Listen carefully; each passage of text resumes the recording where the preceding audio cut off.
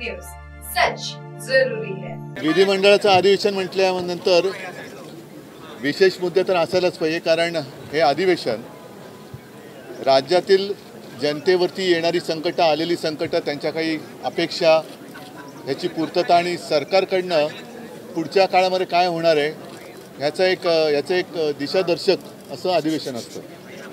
साहजिकच आहे, कायदा सुव्यवस्थेचा प्रश्न आहेच, त्याच्यानंतर शेतकऱ्यांचे प्रश्न आहेतच।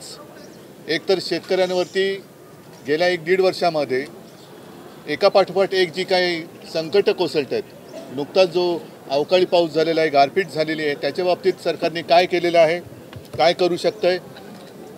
विमा कंपन्या ज्या आहेत त्यांनी तर त्यांचे दरवाजे खिडक्या सगळं बंद केलेले आहेत।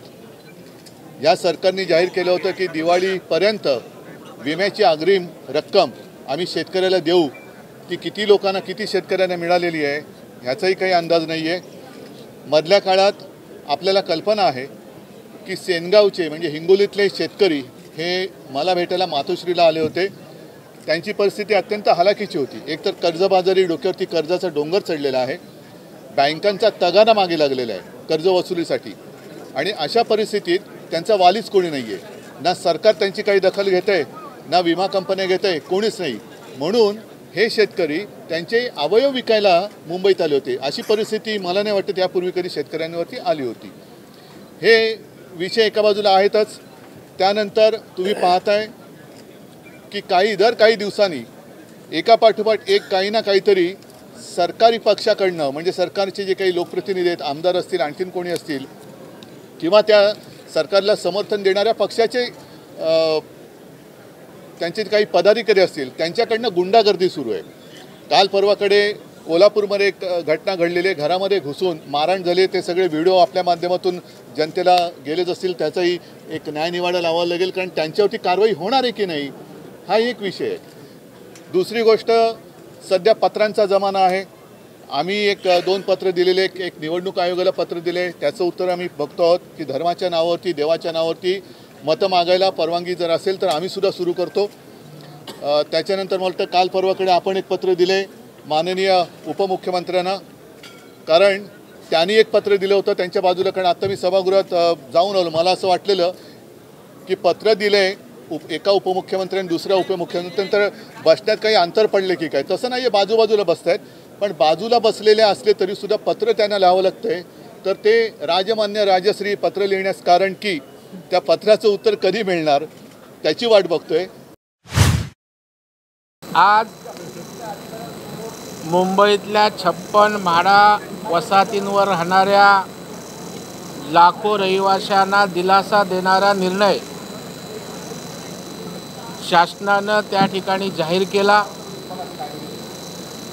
56 वसाहतींवर वाढीव सेवा शुल्क, ज्या 56 म्हाडा वसाहती आहेत तिथे लाखोच्या संख्येने मध्यमवर्गीय मराठी माणूस राहतो, ज्याला 1.5-2 लाखाचं वाढीव सेवा शुल्क भरण्याच्या नोटीसचा तगादा लावलेला आहे।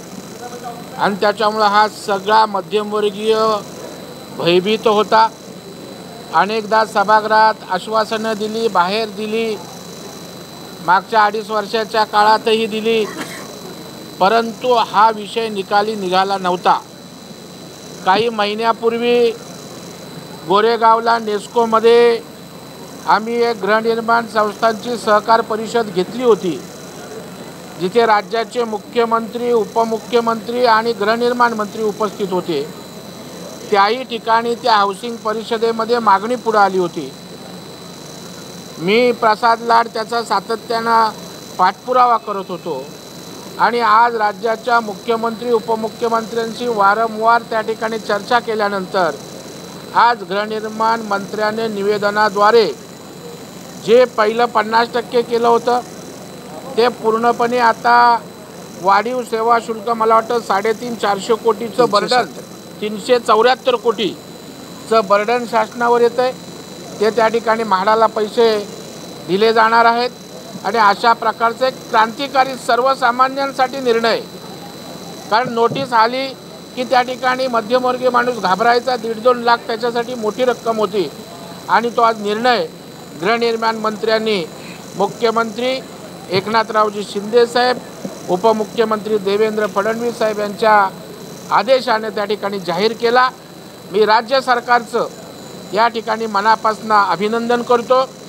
56 वसाहतीमध्ये राहणाऱ्या लाखो रहिवाशांच्या वतीनं मी सरकारला धन्यवाद देतो आणि अशाच प्रकारे गृहनिर्माणमध्ये राहणाऱ्या सर्वसामान्य लोकांच्या पाठीशी या ठिकाणी सरकार आहे, त्यांनी राहावं ही या ठिकाणी मी प्रार्थना करतो।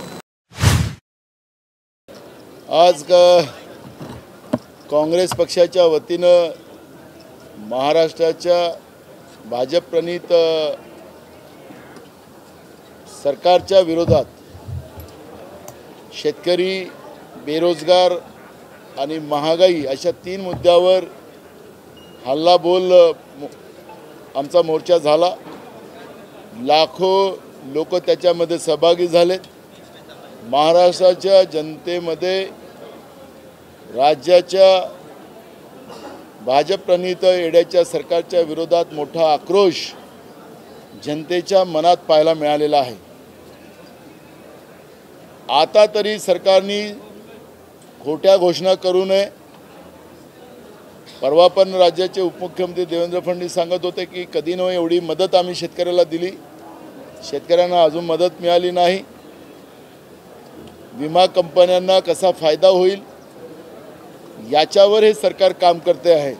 हे विमा कंपन्यांचे दलाल आहेत का, हाही प्रश्न आता लोकांच्या जनभावनेतून आम्हाला कळलेला आहे। त्यामुळे सरकारने तातडीनं शेतकऱ्यांच्या झालेल्या नुकसानीची सरसकट मदत करावी आणि शेतकऱ्यांचं कर्ज माफ करावं, ही भूमिका आज आमच्या हल्लाबोल मोर्चामध्ये आम्ही मांडलेली आहे।